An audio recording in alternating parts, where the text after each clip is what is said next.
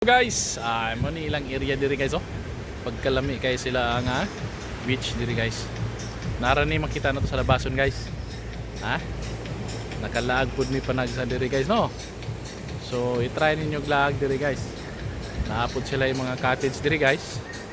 Naapoy pwede mag-overnight dito na duha ka kwarto dito guys no. So inani ilang area diri guys. Oh. Puti ilang balas diri guys. Guys oh.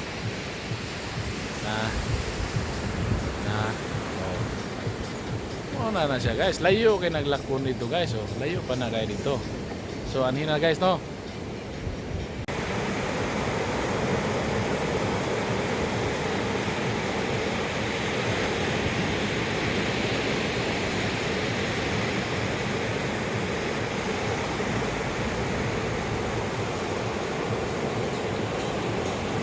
Okay.